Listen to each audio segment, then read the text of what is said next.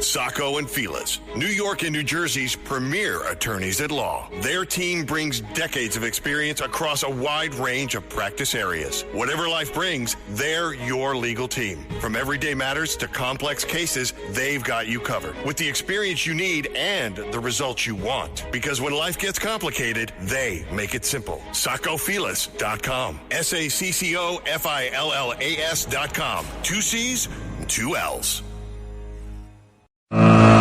Katz and Cosby, entertaining and informative on the Red Apple Podcast Network. With us today, calling in, is former Brigadier General John Teichert from Space Command.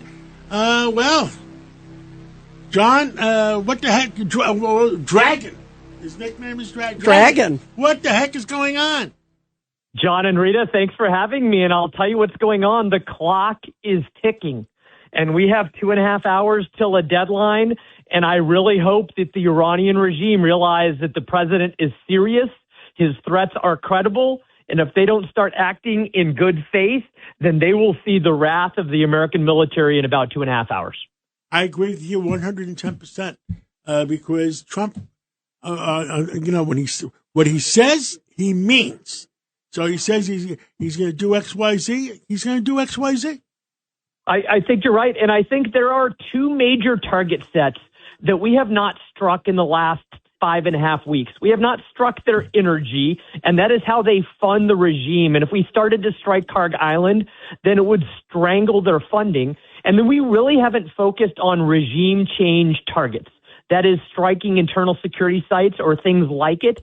And I think that tonight we might start striking both of those target sets. And those are the biggest nightmare of the regime because they need their funding and they need their internal security. And if we start taking it out, then they'll be left naked. My friend Michael says to me, I won't mention his last name, watch Kwang Island. I think that is a linchpin. 90% of the oil exports for Iran come through Karg. And if we wanted to cut off the regime's ability to fund itself, that is where we would start. And I think just last night, you started to see us striking some of the military sites on Karg. We had done that a couple weeks ago. I call that preparation of the battlefield. That means that we are doing what we need to do now in the military realm so that we can do what we need to do subsequently. And I think that means strikes on the energy infrastructure on that island. Well, what do you think, Rita? Well, I think, General Teichert, I agree. I think he's going to hit Karg because they sort of softened it with some military strikes. I also think some others. I'm curious also, General Teichert, today, one of the most troubling things, and this is par for the course with this evil regime of Iran, they had all these women and children on the bridges. And I don't know. I saw a story that about 1% of the population there in Iran has access to the internet. They've been in an internet blackout because the regime pulled the plug on the internet there for some time. So I don't know if they know that Trump has an 8:00 p.m. Eastern time deadline or not. But they're saying, oh, come out and show your patriotism. How much does that complicate a military effort? Well, I just think it demonstrates how absolutely evil this regime is. They slaughtered 45,000 of their own a couple of months ago. They have repressed them for 4.5 decades, and now they're inviting them to come out, or really probably telling them to come out and surround some bridges and some power plants. I don't think that all of Trump's bluster about power plants and bridges is really where this strike is going to happen. I think it's going to be on Karg. I think it's on some other energy infrastructure, and I think it's on the regime's ability to maintain power. And I also think it might have just baited the regime into doing what Trump knew they would do, which is abuse their people, which is to further prove why we need to remove the regime. Right. It could be a bit of a deflection. I do think he's going to do something tonight. One of the things is this offer from Pakistan. I don't know if you saw this, General Teichert. In the last few minutes, the Pakistan prime minister came out and said he's kind of playing mediator between Iran and the U.S. And he's asking for a 2-week ceasefire. The Pakistani prime minister saying that there are positive developments. What does a 2-week ceasefire do militarily to help Iran? Well, I just think this is kicking the can down the road. Yeah. I mean, just like John said, the president is credible when he makes a threat. and he is serious and he means what he says. And unless you really see a good faith act by Iran to negotiate, including if they proved immediately they would open up the Strait of Hormuz, that would change the calculus. But short of that, just kicking the cans for 2 weeks really just gives them a chance to regroup a little bit and doesn't do anything to help us solve the ultimate problem, which is to get rid of this regime, open up the strait, and take care of their nuclear program once and for all. Let's go up to the moon. Have you heard anything on Artemis?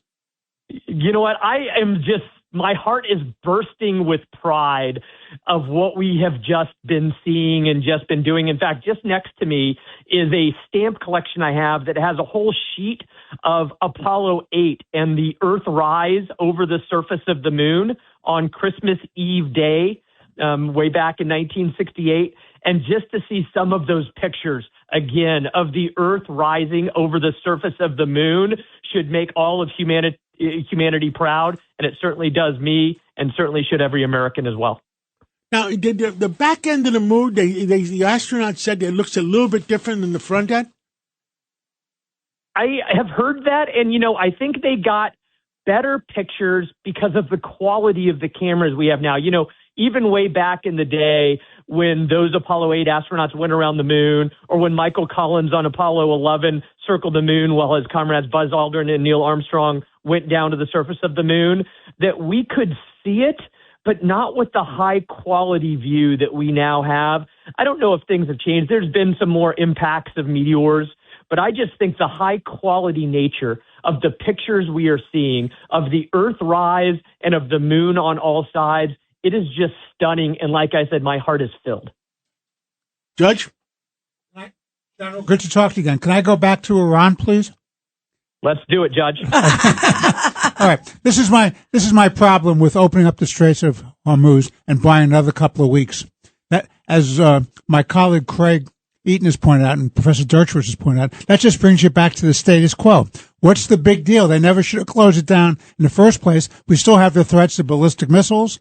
We still have the threats to the drones. We still have the threats to our allies in the Gulf and to Israel. We still have them moving towards nuclear weaponry. So status quo ante is not an answer. No, and I think, Judge, I think you're right. And I think the real answer is that we need to open up the strait. We need a final disposition and destruction of every residual part of their nuclear program. And we need to give the people of Iran a chance to rise up. They have been repressed for 4.5 decades. We need to start focusing our targeting efforts on doing something so we can remove the regime. Because you're right. If the regime is still there, then there is always a threat. And we need to do what we can now alongside of Israel to allow the protesters and opposition groups a last chance, their best chance ever, to shed this regime once and for all. Craig Eaton. I think that's great, General. What we need to do is we need to give these people some relief in Iran, let them know that they can have their country and feel safe there. But if, like the judge just said, opening up the strait isn't what we're looking for. We're looking for total destruction of their nuclear capabilities. That's right. And I think that there is still a good possibility of regime change if we don't give up. And that starts typically by you find somewhere where there's a massive population that's against the regime, and that starts to be your sanctuary. And then you arm them and you train and equip them and provide them air cover, and then they start to march towards Tehran, and they are the nucleus around which regime change takes place. But we've got to open the strait. We've got to take care of the nuclear program. We've got to keep chipping away at the threats they provide to humanity, and we've got to provide top cover to give the population of Iran a chance to rise up and overthrow this regime. I have a question for you, General. President Trump has said 2 to 3 weeks. At least that's what he said last week, when he did his address to the nation. Do you think these things that we're talking about that are major things could be done in that time? Rita, I always have said we should not set timelines. We should set events or objectives and achieve those objectives regardless of how long it takes. But I do think that tonight is pivotal. And if we start shifting towards target sets that thus far have been sanctuaries for the regime, and I'm talking about energy targets, and I'm talking about those internal security sites that maintain a grip on the country for them, I think if we focus on that tonight, then it provides the pressure and maybe the top cover that can allow things to happen faster than we would imagine. Yeah, let's pray. Let's pray. That's exactly right. Absolutely. General, thank you very much. Really appreciate it. Thank you. General. We'll see what happens. Wow. Thank you. Well, You got it. Have a good night, y'all. This is Greg Kelly. Donate now to Toys for Tots, which works year-round. Go to toysfortots.org. Toys for Tots supports children in need throughout the year with programs like the Toys for Tots Literacy Program. Established in 2008, it has provided over 63 million books to disadvantaged children. The Toys for Tots Literacy Program is committed to providing disadvantaged children with direct access to books and educational resources that enhance their ability to read and communicate effectively. Go to toysfortots.org. Nobody wants to get catfished by dating profiles or big wireless carriers with hidden fees. Your one true match? Visible Wireless. It's one-line wireless with unlimited data and hotspot for just $25 a month, taxes and fees included. Now that's a green flag. And it's fully digital, so you can switch as fast as you swipe. Tap the banner to learn more. Terms apply. See visible.com for plan features and network management details.